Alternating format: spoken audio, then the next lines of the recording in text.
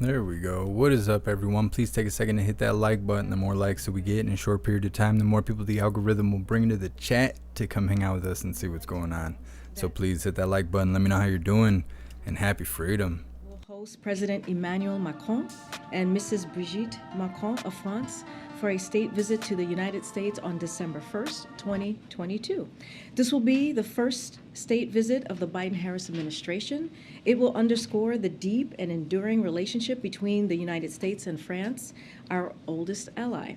Our close relationship with France is founded on our shared democratic values, economic ties, and defense and security cooperation. The leaders will discuss our continued close partnership on shared global challenges and areas of bilateral interest. This afternoon, the President will deliver remarks at the third meeting of the Competition Council. The President will highlight progress made on his competition agenda in the last year, which is helping lower prices for consumers, raise wages for workers, and promote innovation throughout the economy. At today's meeting, the President will also announce new action to spur competition among airlines, expose and limit airline fees, and most importantly, save money for American families. Add-on fees hit the most vulnerable Americans the hardest.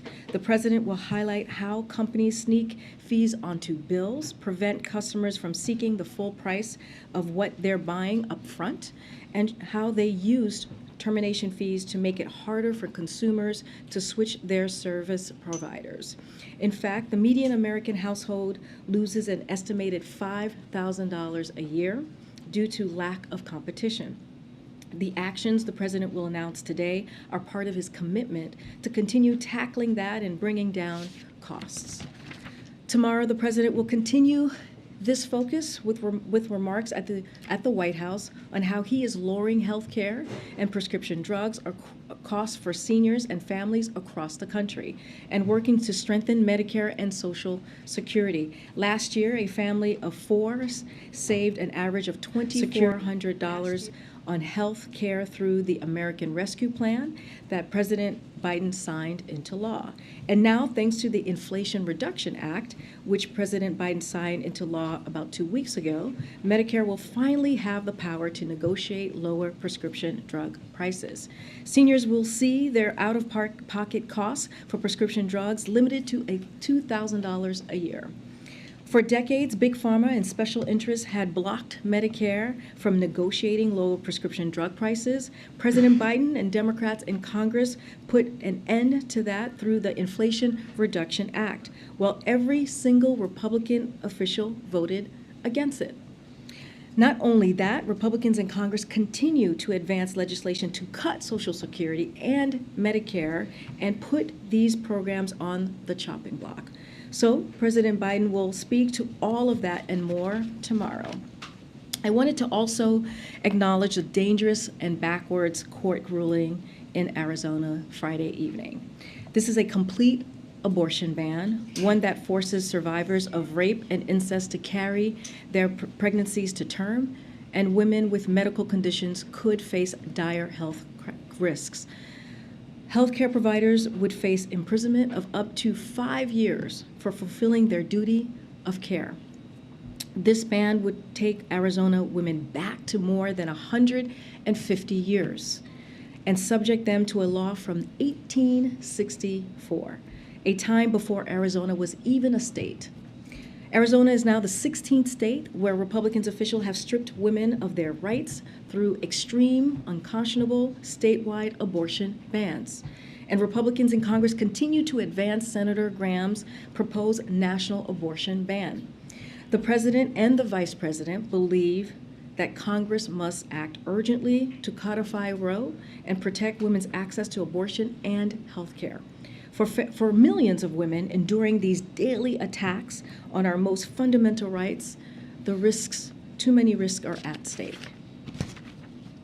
Finally, tomorrow we will be joined in the briefing room by FEMA Administrator Dion Criswell, who is in Miami today to assess ongoing hurricane planning and preparedness efforts. Over the weekend, the President approved Florida's emergency assistance request as soon as he received it and directed his team to surge federal assistance to the region well before landfall. FEMA has prepositioned supplies at strategic locations in Florida and also Alabama. That includes generators, millions of meals, and millions of liters of water. FEMA also has staff on the ground supporting planning and preparation efforts. Tomorrow, Administrator Criswell will provide an update on the efforts underway in Florida to prepare for Hurricane Ian, as well as ongoing recovery efforts in Puerto Rico and also Alaska. We look forward to welcoming her, and she will be glad to give you the latest information and, of course, take all of your questions. Amar, you want to kick us off? Yes, thank you. First, does the administration have any reaction to former U.S. security contractor Edward Snowden being granted by Vladimir Putin Russian citizenship? So, since I believe there have been criminal charges brought against him, we would point you to the Department of Justice for any specifics on this. I wanted to also ask you about your just announcement on the Macron state visit. This announcement about a year after things got a little bit bumpy for a while in the relationship with the AUKUS announcement. I guess my question is, why France getting this first honor? How much of this is, one, I guess, has the relationship come full circle back to being in good stand? And was part of this about repairing the relationship? And then separately from that, it's a little bit late in administration for the first state dinner, but obviously COVID was around. What's the calculation and how the administration thought about now is time to actually do one of these state dinners? So on your first question, we deeply value our relationship with France, which is, as I mentioned at the top, our oldest ally. With our bilateral relations founded on shared democratic values, economic ties, and defense and security cooperation, we work closely with France on the full range of global challenges, as you all know, including the war in Ukraine. It is for these reasons that the President and First Lady thought it was important to welcome this close and valued partner to the White House for their first state visit. As you know, President Macron and President Biden have had multiple conversations over the president's first 19 months and have met a few times, most recently, as you all know, last week at UNGA. And so, again, this is a deeply valued relationship and one of our oldest allies. On your second question, you're right, COVID certainly has delayed many of the in-person events a president traditionally hosts at the White House. But the president and the First Lady have been welcoming foreign leaders to the White House, including on working visits and official working visits throughout the administration. But as you stated, COVID has delayed some of this as well. Thanks, Greg. One quick housekeeping note on Florida. You mentioned the FEMA plans. Has the president spoken to Governor DeSantis ahead of the storm? Does he plan to? We don't have any calls to preview or that's locked in to share at this time. Okay. And I want to ask you about the new poll that was out this weekend, this ABC Washington Post poll, which shows 56% of Democrats want the party to nominate someone other than Biden, and for people under 40, 75% want the party to pick someone different. Is the president concerned by this? How's he digesting a number like that? So, as you know, I'm very limited on how I can discuss any kind of elections. I will reiterate what we have said many times from here, what the president has said many times, even recently as his 60-minute interview, is that he intends to run. Don't have any more announcements on that. But look, the president will say, as I am saying right now, is his focus is not on himself. His focus is on continuing to deliver for the American people after taking action. We just talked. Is that what he's doing? Act, how important Medicare is now going to be able to negotiate, be able to lower cost for our seniors, and how important it is cost is going to go down as well as it relates to energy bills. I mean, these are things that the president has done for the past 19 months, making sure that manufacturing is resurgent. We saw that in the New York Times article, and we have been able, in the first 19 months, about 700,000 jobs, manufacturing jobs, have been created right here in this country because of the work that this president has done. done. And, you know, I said this at the top, we have done everything that we can. The president has made lowering costs for the American people a priority, has made the economy a priority for the American people. And you think about the American Rescue Plan, Republicans didn't vote for that. You think about the Inflation Reduction Act, Republicans didn't vote for that. In fact, they put forth an agenda that wants to take away the gains that we have made by fighting, by winning against one of the most powerful special interest groups. But go ahead. You just ticked off this list here, but the poll actually shows that the president is deeply underwater when it comes to the economy. Is there anything the White House plans to do differently? Do you need to do the midterms are in 44 days? Does there need to be a course Again, I can't talk about the midterms. I'm about to answer your question. Give me a second here. Again, I have to say this, right? I cannot talk about the midterms from here because you did mention the midterms. What I can say is, and we talked about this in our August memo, we are going to go out there, not just the president, the vice president, the cabinet secretaries, you have congressional members in their district as well, and we're going to talk about how we have delivered for the American people. Here's the thing, when you think about Medicare, you think about Social Security, you think about the pieces of legislation that we have passed, they are very popular with the American people, with Republicans and Democrats. And so that is also important to note. So look, we're going to keep getting out there. The president loves going out to, to states across the country, to communities across the country, talking directly to the American people. And that's what we are going to do. I understand what you're saying about the poll. I understand what you're saying about the president's numbers. But what we are going to focus on is how we are going to continue to deliver for the American people, especially at the most important things that matter to them. Lowering costs, making inflation a priority when it comes to his economic agenda, making sure we don't leave anybody behind, build an economy from the bottom up, middle out, and that's going to be the president's focus. Karine, does the White House have a reaction to the school shooting in Russia today? So, of course, we condemn any violence. That's something that the president always calls out. Is important that he feels it's important that we speak out, especially when you hear about violence in schools. So I'll leave it at there.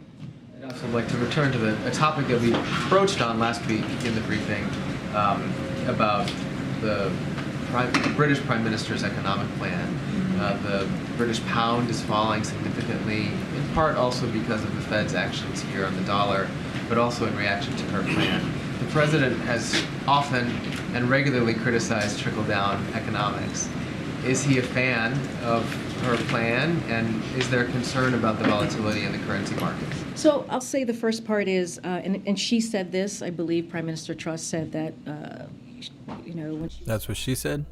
Shows yesterday, and she said that the United States is one of their closest allies, and we will say the same. The UK is one of our closest allies, and so we will leave their policy decisions to themselves. But to your question about the pound, so on Friday, as you all know, the president and the vice president met with senior members of the economic team and got an update on the global economic developments, as they regularly do. Our economic team reported that because of our economic strategy, which is focused on long-term growth and investment, increased manufacturing, and fiscal discipline, we are able to navigate these challenging global times from the strongest possible position. The American Rescue Plan helped us recover from within with twin health and economic crises we were facing better than most other economic major economies. Remember, we are all dealing with global challenges just clearly around the globe.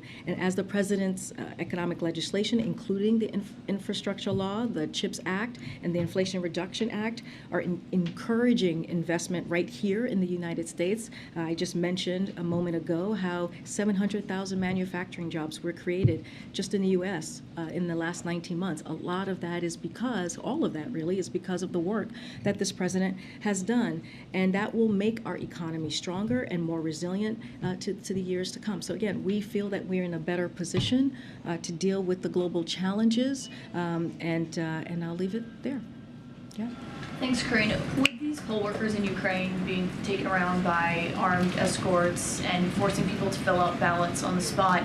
Should we expect the United States to issue new sanctions this week in response to these sham referendums that are being conducted? So let me just first say that we will never recognize this territory, never recognize this territory, that this territory as anything other than as part of Ukraine. This, when it comes to the sham referendum, the sham votes that we're seeing in the last couple of days, we will continue to work with our allies and partners to hold Russia accountable and support Ukraine for as long as it takes. As far as what we are doing, we are prepared to impose additional swift and severe economic costs on Russia, along with our allies and partners in response to these actions that we're seeing currently, if they move forward with annexation. We've been very clear about that. As you all saw on Friday, G7 leaders' statement, the United States will never, ever, again, recognize this territory as anything than part of Ukraine. We stand with our partners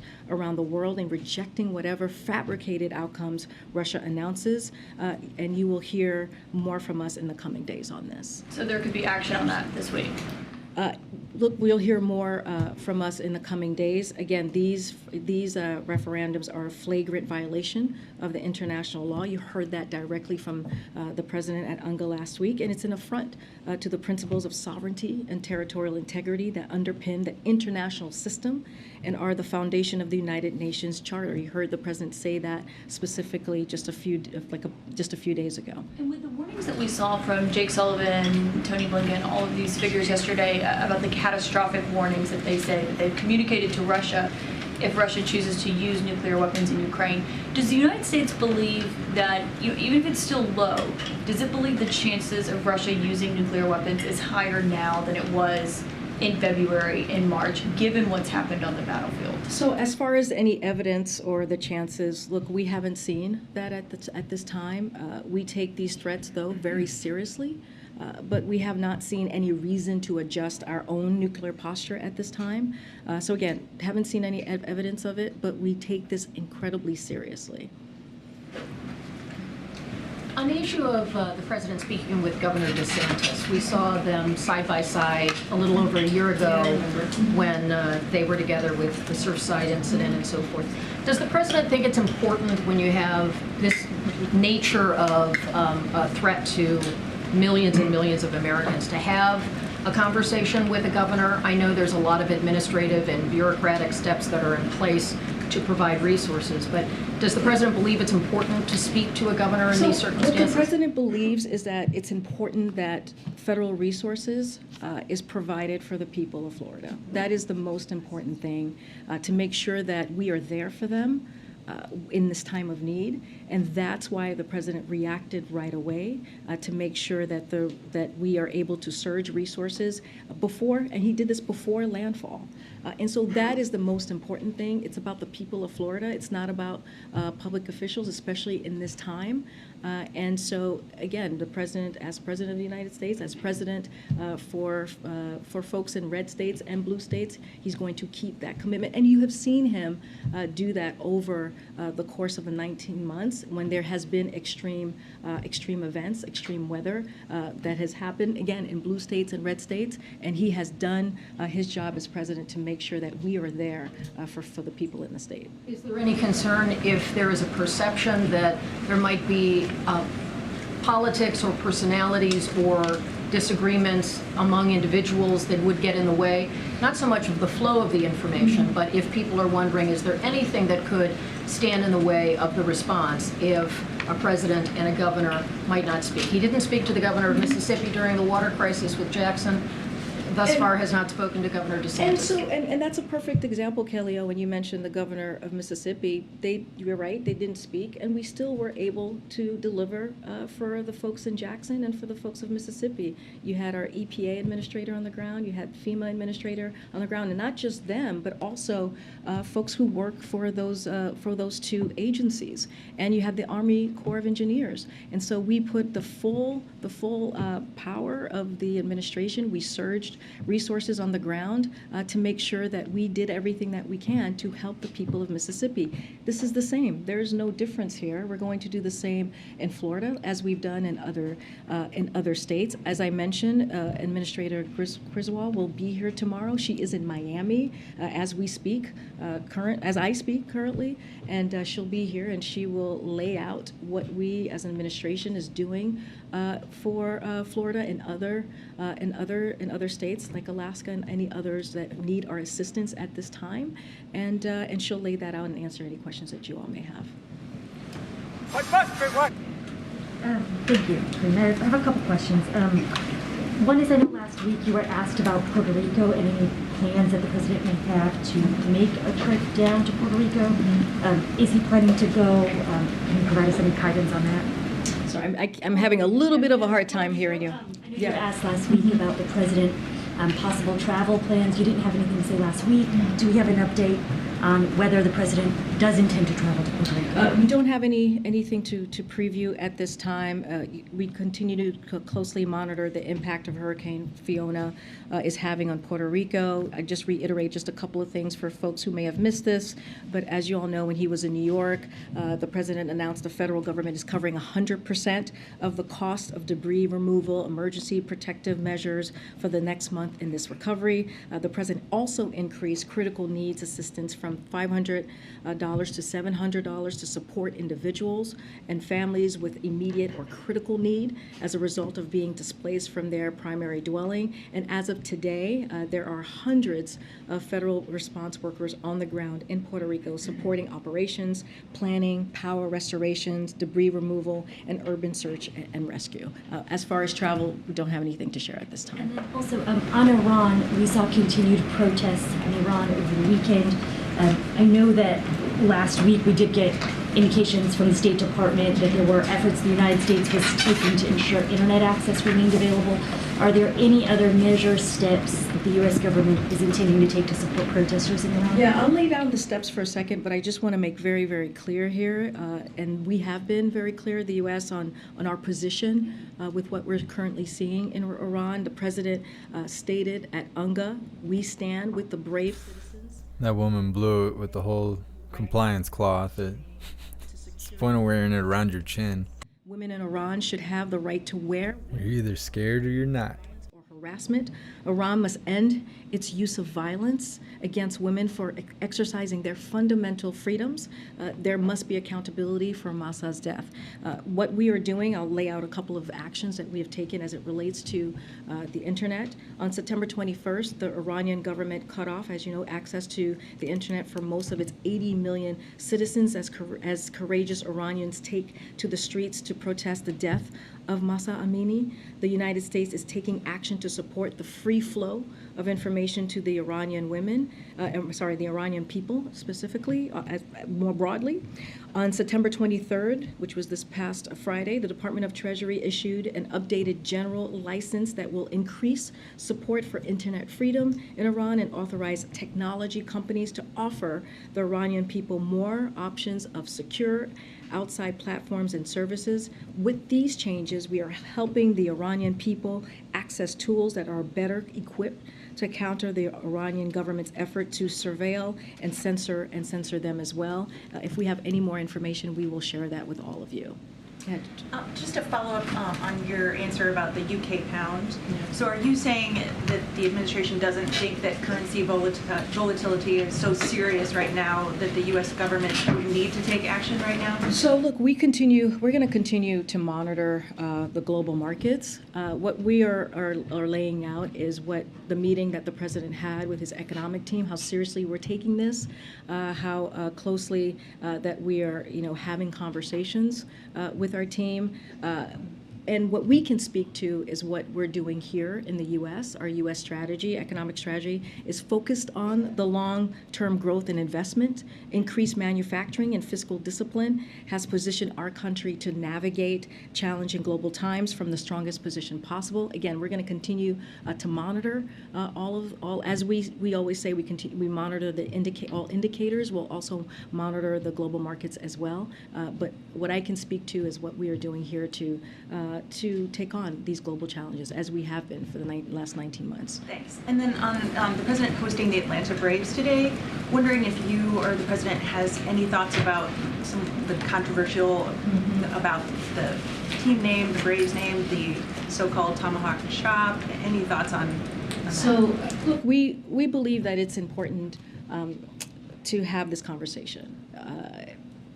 And Native American and indigenous voices, they should be at the center of this conversation. That is something that the president believes, that's something that this administration believes, and he has consistently emphasized that all people deserve to be treated with dignity and respect. You hear that often from this president. The same is true here, and we should listen to Native American and indigenous people who are the most impacted by this. Thank you, Karin. Two questions. One on Italy. How do you foresee future cooperation with the right-wing coalition that won the election in Italy yesterday?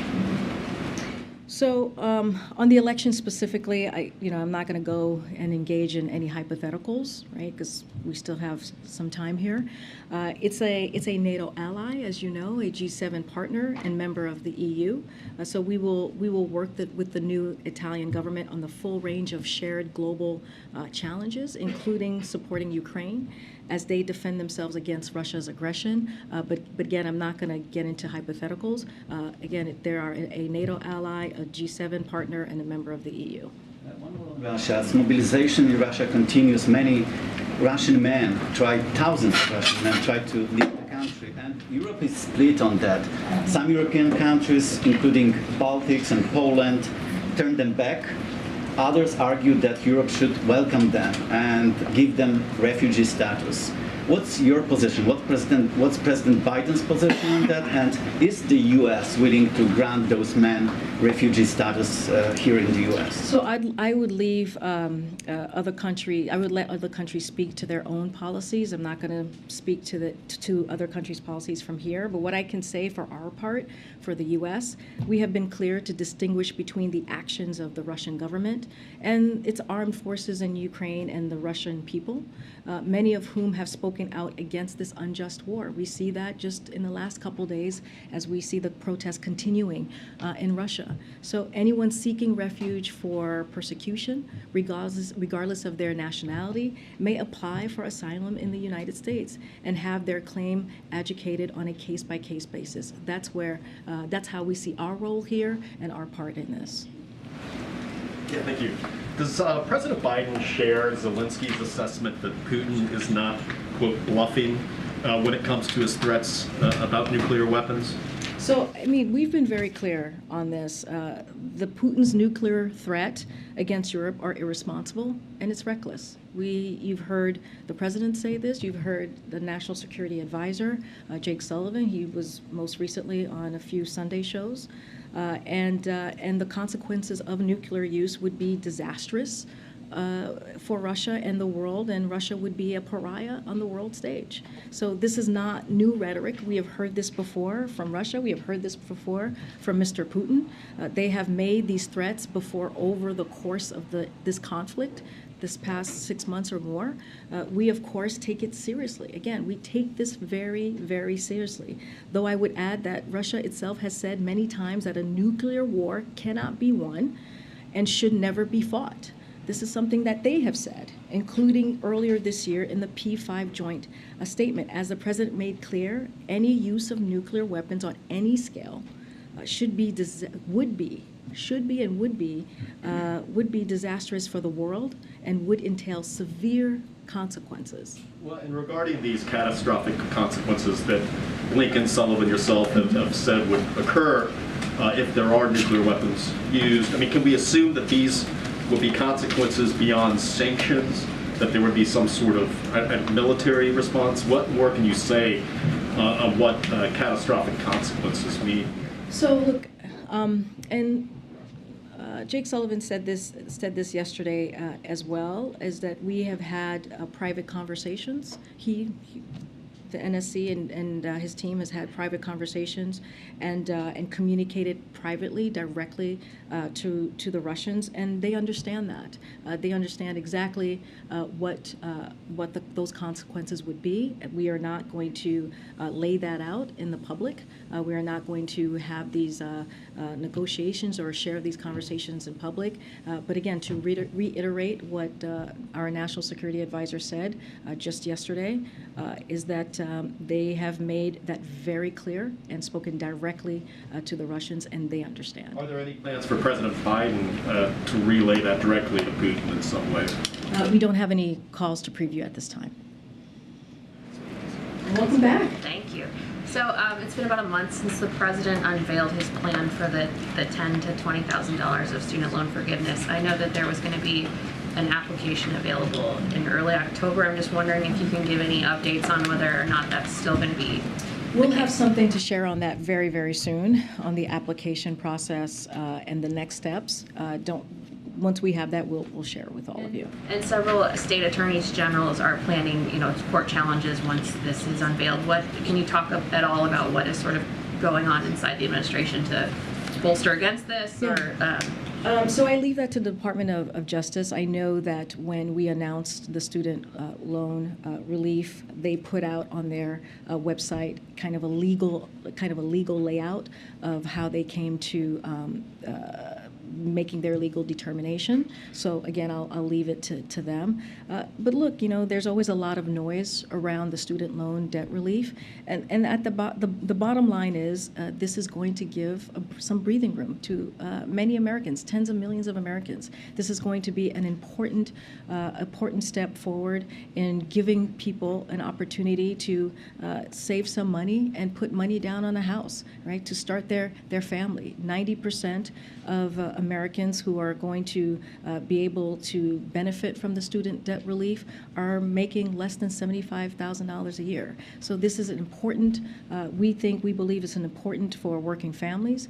It is important for people who are just looking for a little bit more of, of help in their everyday lives. And then my second question is on this framework House Republicans unveiled last week. Should they take the House and after the midterms? I know that senior Republican leaders have been touting a lot of these different bullet points, investigation power, hiring more police officers, the Parent Bill of Rights. Like what are you all thinking as they keep playing up their framework and giving interviews about it? I mean, what is the specifically about the GOP agenda, or can you? Yeah, I mean, I think the subpoena power and the power to investigate is probably, I would imagine, a concern inside the White House. But I'm wondering, as you watch these Republicans talk about it, what is the thinking?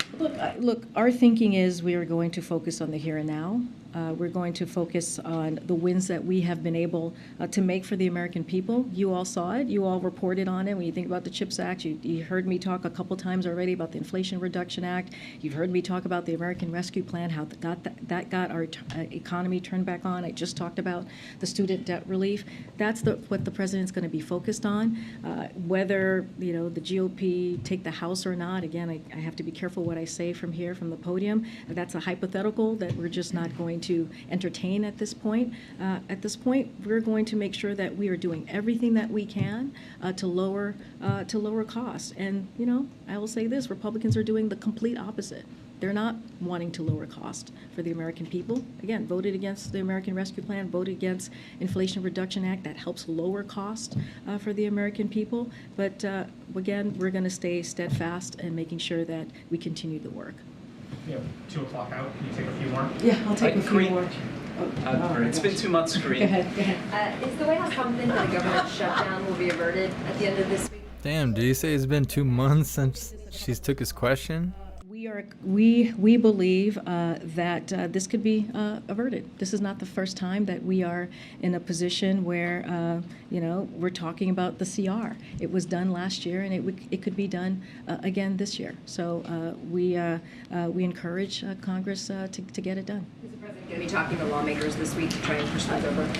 Don't have anything for you to preview at this time on any conversations that the president is having. I can say this, and I've said this many times before, we have our teams here in the various departments who are having regular conversations with members of Congress and their staff in a bipartisan way, because we think this is something that should happen and needs to happen.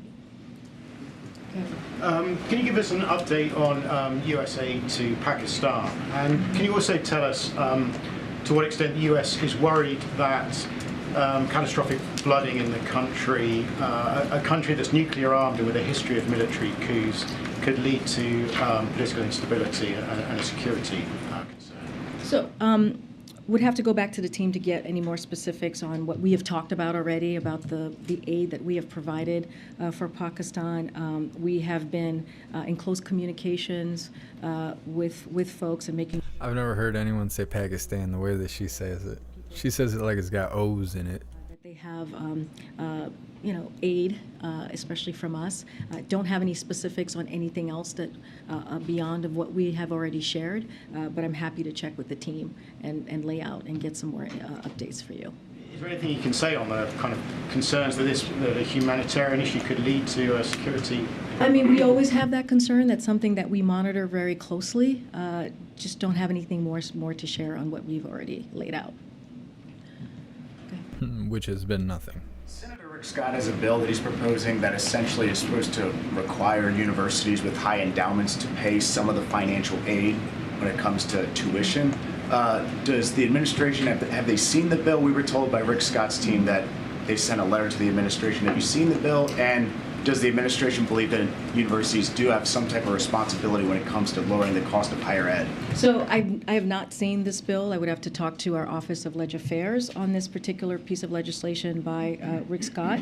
Look, we have been very clear, and so has the Department of Education. The secretary there has said, has put into policies and processes in place to make sure that universities are playing their role and not raising costs on students in universities. But I have not seen this piece of legislation, so can't comment on it at this point. Okay. Thank you, Corinne. Does President Biden think America's big cities are safe? Can you say more? Well, we know that thefts and robberies are up about 20% in the first half of this year, so I'm wondering if he thinks America's big cities are safe. Are you talking about the New York Times story specifically, or is that what you're referring to? The murder rate's still 30% above its 2019 level. They're all from the Council on Criminal Justice. So we've seen some high-profile examples of this. The Washington Commanders running back was being mugged. He got shot. Karen Bass, member of Congress, had her house robbed. These are high-profile people. So should everyday Americans who are not in the public eye feel safe? So I'll say this. That same story also stated that the crime is complicated and multifaceted. Look, this is a president who has secured historic funding. So that means it didn't happen. Law enforcement has what it needs, especially. There's no crime there. It's highly complicated. Republicans. And multifaceted. Where he inherited a rising crime rate from the previous administration, the president put forth the American Rescue Plan, and in that very plan, there was more than $300 billion to go to local states and local cities to make sure. She was gonna say and then interrupted herself. To hire, firefighters. They were able to hire people. She needs to go sit down somewhere. They were dealing with a pandemic. Republicans voted against that. So I guess just the original question, does President Biden think America's big cities are safe? It is not a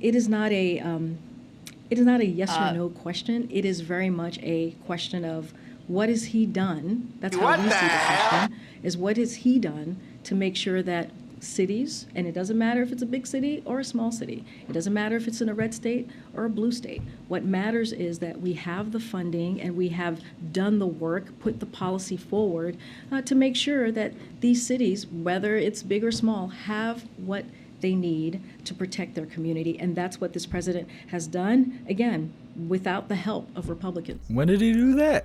Jen Psaki says the crime is a huge vulnerability for Democrats. Why would she say that? So, again, I can't do electoral politics from here, as you know, but I don't agree with your characterization of what she actually said. But I'll say this, and I've already said this already. The past few months, what we've been able to do is create a pretty much clear split screen of what we are doing to deliver for the American people and what Republicans refuse to do. We are making sure that that we have Medicare and Social Security, and we make sure that the big pharma is not upping cost for our seniors, right? And making sure that we give them a little bit of breathing room. And you have Republicans who want to cut Medicare. They want to sunset Medicare. They want to sunset Social Security. You have this GOP agenda that was put out by the House, where they want to go after the Inflation Reduction Act, which will have an effect that will actually hurt Americans. And so I think there is a stark contrast here that we've seen the past several months. I would argue the past 19 months. And this is the last question. I know we have to, 2 o'clock, we have to go. Go ahead. Thanks, Greg. Just wanted to ask you about this pretty extraordinary open letter sent to the President by the workforce of the Office of Inspector General at DHS. They essentially say that the Inspector General, Joseph Kafari, should be removed, that that the workforce cannot complete their mission with Kafari in his position. They say that he no longer has the support of the workforce. He's permanently damaged the reputation of the office. This is apparently the office that for months sat on the news of the January 6th text messages from the Secret Service, and according to reports this summer, blocked deeper investigations into those text messages. Has the President seen this letter? Does the White House have a response? So we have heard about some of the issues with this particular Inspector General, and we're going to take a look at those. That's what I can share with you at this time. But as far as any personnel announcements, I don't have anything to share. Again, we have heard of some of these issues, and I can say to you from here that we're going to take a look at them. All right, we'll see you guys tomorrow. Thanks, everybody. Thank you.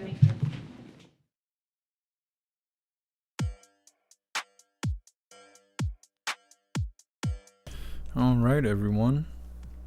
Well, we're going to get ready for the Pledge of Allegiance. While I'm doing that, please find the Linktree link in the description on whatever platform you're currently watching right now. Make sure you join the Hooligan community if you are not already a part of it. You can find on the Linktree, either join Gilded or Discord in order for us to stay connected, just in case they decide to come and delete one of my channels and whatnot. We won't be disconnected. I can just throw a new link right into the Discord or into either community and let you guys know where we are or what the new channel is. Also, the link that I have in the top of the border on YouTube, go follow that channel. They're gonna take out this JeffMAC channel. I know they're taking time, and everybody's starting to wonder how accurate I am with that assumption and whatnot, but they are gonna take it down. There's no way we're gonna skate by. They're gonna wait until the day before that strike is supposed to be lifted, and they're gonna just knock me right out of the sky. So I've put together a whole nother channel and all that kind of stuff. If you want to go check it out, you should really go check it out. And yeah, go do all that stuff, because I do it all for you guys. So make it worthwhile on my end. All right, guys, let's get ready for the Pledge of Allegiance. Also, my apologies about how it started up today. I am paying a little extra to be able to do what I do. And for the first time now, we are live on 12 platforms at once or something like that. So shout out to all the new people watching us on whatever platform you're watching on. Let's get ready for the pledge.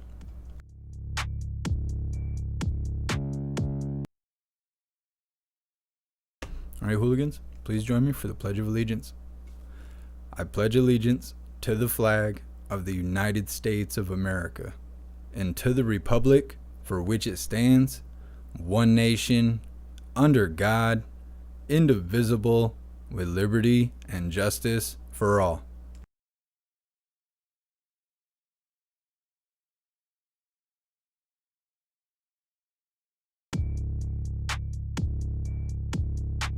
Heck yeah, that was a good one.